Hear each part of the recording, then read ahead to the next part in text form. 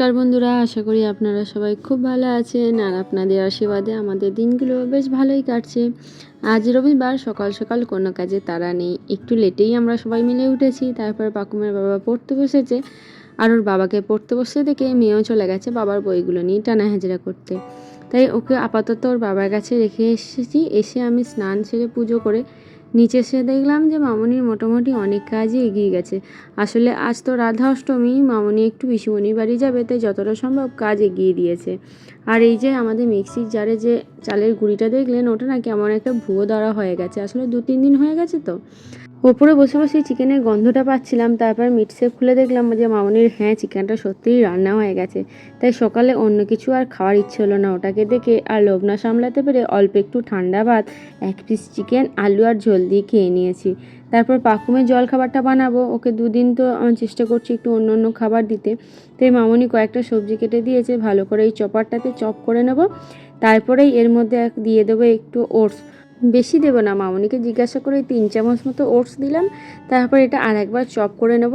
তারপরে মামনি এতে জল, সামান্য একটু লবণ দিয়ে পাকুমের জন্য ভেজে দেবে। আমি এদিকে কাজ করছি, পাকুম টুকটুক করে রান্নাঘরে চলে এসে সবজির খোসাগুলো নিজের ইচ্ছে মতো ছড়াচ্ছে। জানেন, ও দাদু যদি দেখে আমরা ওকে নিয়ে রান্নাঘরে আছি ভীষণ রেগে যায়। আসলে ছোট ছেলে তো, কখনো তেল ছিটকায়, কখনো গরম জল পড়ে, তাই ওকে নিয়ে আসলে ওর দাদু খুব রেগে যায়। এই দেখুন, এক হাতে আমি পাকুমকে কোলে নিয়ে কোনো রকমের ফোনটা ধরে আর এক হাতে ওর ছিলাটা উল্টাতে গেলাম, তো মাঝখান থেকে ভেঙে গেল। এদিকে ঠান্ডা ভাত ছিল, মা আর বেটা আজকে ঠান্ডা ভাতটাকে ভালো করে পেঁয়াজ, লঙ্কা, শসা, চানাচুর, তেল, আমের আচার দিয়ে ভালো করে মেখে নিয়ে খাচ্ছে। আমারও বেশ পান্তা ভাত এরকম করে খেতে ভালো লাগে, কিন্তু ওই আজকে তো চিকেন ভাত খেয়েই নিয়েছি টিফিনে। আর তারপর আজকে আবার বাবা মামনির জন্য ইলিশ মাছ এনে দিয়েছে, সেটা ঝাল করেছে। আমি আস্তে আস্তে করে ইলিশ মাছটা তুলতে গেলাম, দেখছি অনেক টাইম লাগছে। দূর, এরকম করে কতক্ষণ টাইম লাগছে, দাঁড়ান একেবারে সাঁড়াশিটা দিয়েই ধরে ঢেলে নিয়ে একসাথে ভালো মতো হয়ে যাবে। রান্নার তো মোটামুটি সবই কমপ্লিট হয়ে গেছে। মামনি গেল পিসুমনির বাড়িতে, আর আমি সব রান্নাঘরটা ভালো করে গুছিয়ে নিলাম। এখন পাকুমের মাছটা হালকা করে একটু তেলে নেড়ে তারপর সিদ্ধ করে দেব, আর সাথে করব একটু সবজি ডাল। একেবারে পাকুমেরও হয়ে যাবে আর ওর বাবাদেরও, ডালটা আর লাগবে না, এই একইভাবেই হয়ে যাবে। দুঃখের বিষয় কি জানেন, এর আগের দিন আবার ফ্রিজটা সারিয়ে দিয়ে গেল, কিন্তু আজ আবার খারাপ হয়ে গেছে। বরফ গলে যাচ্ছে, ঠান্ডা হচ্ছে না, বাটার পর্যন্ত জমছে না জানেন। তাই জন্য ইলিশ মাছের মাথাটা আর কাঁচা রাখলাম না, একটু ভেজে নিলাম। ছাদে এলাম, ভাবলাম মেঘ করেছে, জামা প্যান্ট করে তুলবো, আমার সাথে সাথে বাঁদর দুটোও চলে এসেছে। উফ, দেখতেই তো পাচ্ছেন চারপাশে দুটো কুকুর, কিন্তু ওরা এত বদমাইশি করে, ওদেরকে আমি বাঁদর বলে ফেলি। এই যে একটা ওইদিকে গেটের আড়ালে দাঁড়িয়ে আছে, আর একটা ও আসলেই ওকে কামড়াবো এই ধান্দায় আছে। সারাক্ষণ দুজনে মিলে ছাদে এসে মারামারি করে। খানিক মারামারি করা হয়ে গেছে, পল্লু এখন দাঁড়িয়ে দাঁড়িয়ে ঘাস খাচ্ছে। আমি যখনই দেখি ও ঘাস খাচ্ছে, তখনই বুঝে যাই ওর নিশ্চয়ই পেটে গন্ডগোল। খানিক পরে এই ঘাসটাকেই ওগড়াবে, আর সেই দিন ঠিকঠাক করে ভাতও খায় না। জামা পরে কোথায় যাচ্ছে রে? আচ্ছা, হরে কৃষ্ণ করতে যাচ্ছ? শোনা টাটা, শোনা টাটা, টাটা টাটা। হ্যাঁ, ওইদিকে যাবে, যাও। মামনি তো ছিল পিসুমনির বাড়িতে, কিন্তু সবাই পাকুমকে খোঁজ খবর করছিল, তাই মামনি এসে আবার ওকে স্নান করিয়ে পরিষ্কার পরিচ্ছন্ন করে একটা নতুন জামা পরে ওকে নিয়ে গেছিলো। তারপর আবার আমরা খাওয়া দাওয়া করে ওপরে এলাম।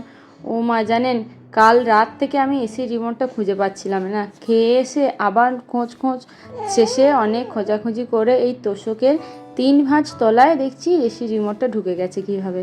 তারপর আবার সেটাকে খুঁজে বার করলাম। আজ দুপুরের মেনুটা আর আপনাদেরকে দেখানো হয়নি। আজ হয়েছিল চিকেন, ইলিশ মাছ, শাক, আর কি করেছিল না, আর কিছু ছিল না, এই কটাই। আর হ্যাঁ, সিদ্ধ ডাল করেছিলাম আমি। দেখুন পাকুম কেমন পাকা হয়েছে। চালাও, এসিটা চালিয়ে দাও, দাও চালিয়ে দাও।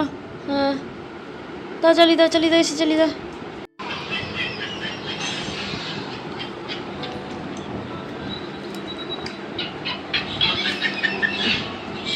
ওই ফোনটা দেখবে, দেখো কেমন করে দেখছিল, দেখলো না তো।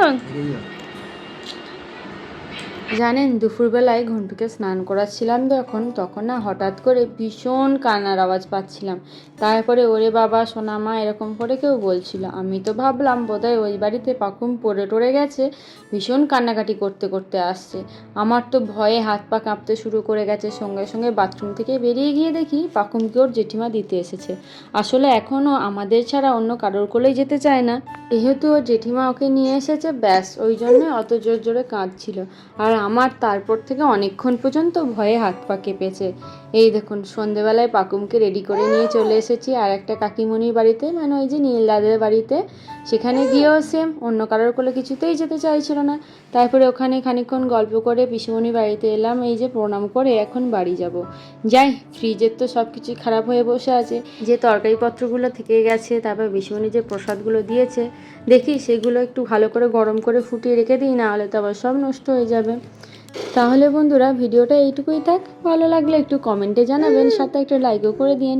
আর আমাদের চ্যানেলে প্রথম এসে থাকলে আমাদের চ্যানেলটা সাবস্ক্রাইব করে আমাদের পাশে থাকার একান্ত অনুরোধ রইল।